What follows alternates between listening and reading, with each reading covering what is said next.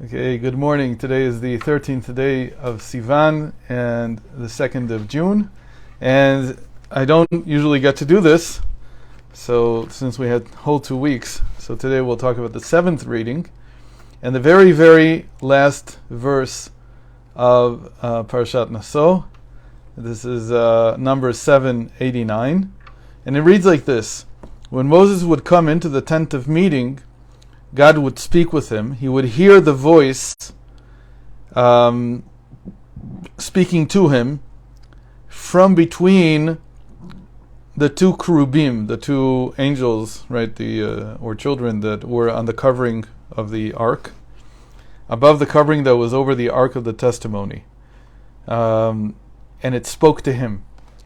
Rashi says on this that what it means is that even though it was a very loud voice, it was very strong, and theoretically it should be something that could be heard everywhere, but only Moses would hear it. Even if someone was coming in with him, like for instance sometimes Aaron would come in, only Moses would hear it, and nobody else could. So there's a very so this is definitely what we call a paradox, because there's no how could a voice be heard by some people and not be heard by others? But this is a different type of paradox, because it's a paradox of containment, and basically a paradox within limit. Everything we talked about until now was sort of like paradoxes that have to do with carrying two opposites, and in order to do that, it seemed to us that the paradox was going beyond the finite. It was trying to spread beyond limits and to include things by bringing two things that are limited together in an unlimited way. But here we have what in many ways can be considered a much higher paradox, which is that someone can hear it and someone can't. So the paradox is in the limit that's imposed on it. It's not that two people, like we would say, two people in very different places are hearing the same thing. That would be very interesting. And in fact, we kind of say that about the Torah in general. We say that the Torah is something that's always going on. It's always being spoken. So why isn't everyone hearing it? Because we're not attuned to it. But theoretically, wherever you were in the universe, you could hear the Torah being spoken at Mount Sinai. But here there's a different idea that, as opposed to Mount Sinai, we'll see what happened there in a moment. In the tent of meeting, meaning in the tabernacle, there was a limit imposed on who could hear, meaning the voice was loud and clear, but somehow it stopped at the entrance to the Holy of Holies, and only Moses could hear it. Rashi says something. He immediately compares this to Sinai, and he says that this was the same voice that was in Sinai. Now, how did it work in Sinai? So Moshe Vishnevsky, he brings from the Rebbe, and he says like this: both at Mount Sinai and in the tent, God's voice was stopped. At Mount Sinai, it stopped in time, after the revelation. A horn was sounded, signaling the departure of God's presence and voice. In the tent, it stopped in space. The voice reached a certain point and went no further. So what he's saying here is like this, that the revelation of Mount Sinai is everywhere spatially, but it stopped in time, meaning that the limit that was imposed was that it's everywhere in the universe, but only if you're in that particular window of time, which was 3,335 years ago, could you hear it. Now, theoretically, in the future, another window will be opened, and everybody will be able to hear it once again, and everybody in the world will have to decide, do I want to go with the Torah or not? At the tent of meeting, in the tabernacle, the limit was spatial.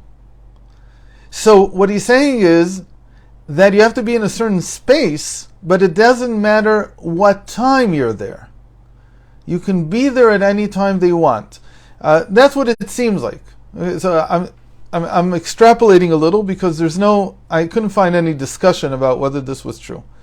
What I want to note now is I did a little bit more reading on this, And it turns out that in the Jerusalem Talmud, there's an even more interesting type of spatial, of limit, of paradoxical limit applied.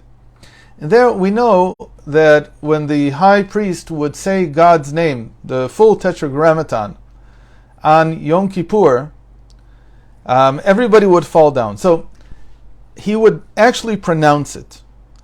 Now, they say that there's a special way to pronounce it. It's not the way it would seem. Like there's all kinds of people that call themselves, Jehovah's Witnesses or this and that, or you read a transliterated version of the Bible and you get this thing called Yahweh or something like that, and I don't know, or Yahoo, I don't know, whatever they write there. So there's a lot of discussion about whether this is really true or not. Can you really read from the Torah the name of God and correctly understand how to pronounce it? The sages usually say no, that this was a secret that was passed down through the generations, and the high priest would say it. So usually the explanation in the Jerusalem Talmud, and this appears in the tractate Yoma, chapter 3, halacha 7. It's structured a little bit differently than the Babylonian Talmud. It says like this, that everyone could hear the actual name being pronounced. Now, why is that important that everyone could hear it? Because it means that the high priest was not concealing, was not trying to hide within his words how it was pronounced. The Babylonian Talmud says that he would conceal it in how he said it. But the Jerusalem Talmud says no, he said it openly. What happened? That the moment that people left the courtyard, meaning they left the temple grounds, they forgot how to pronounce it. Nobody could remember. So what do we have here? We have a limit on the psyche. It's connected to the space, but there's something going on you already heard it. Here it doesn't say that when Moses came out, he couldn't remember what God said. It says he could remember it perfectly. But in the Jerusalem Talmud, what it's saying is that they heard it, they understood it, they captured it in their minds, but the moment they left the temple grounds, the psyche could no longer hold it and forgot it. There are many, many such stories about the Baal Shem Tov and others who, when they spoke to people, they said certain things, and when they left their presence, they forgot. They couldn't remember for the life of them. Now, the truth is, we all have things like that. Something that we think is really, really important, and somehow we lose it. We don't remember. So I don't know if that's an example of this happening, but it could be that when it's something that's needed, and there are imposed limits on when it's needed, where it's needed, and when it can be used and when it cannot be used. There's a long, long story I wanted to tell you, but we're out of time. A beautiful story, one of the best stories of the Baal Shem Tov. I have no source for it. It's a well-known folk story about him. I don't know if it's true or not. And it's about a man who was on a desert island, and every week he would, when Shabbos came in, there was suddenly a great big congregation that came to spend their time on that island. They appeared out of nowhere, and Motzei Shabbos, they would leave, they would disappear. Over time, he learned that this was a rabbi with his students who had done something wrong in this world and hadn't respected the Shabbos properly, whatever. So they had a chance to atone for it by coming back. Their souls came back every Shabbos, and they taught him a name that he could use to get off that island. And it's a really very complex story with the Baal Shem Tov, how this has to do with the Baal Shem Tov and so on. But eventually, this man used it once and then couldn't remember it anymore. And there are many such examples of something that was used once and couldn't be remembered anymore. Could be that they're all examples of this paradox. So what we saw here is paradox in space, a limit in space, a limit in time, and what I'm calling here a limit in psyche, that once you've left a certain space, even though you knew something, you can't remember anymore, meaning there's a certain link between the psyche in that particular space. So this, I think, is the final verse of this week's parashah, Naso, which we said is all about paradox, is in some ways the most complex paradox we've seen so far. And I want to wish everyone a good Shabbos, and hope to see you next week. Shabbat shalom.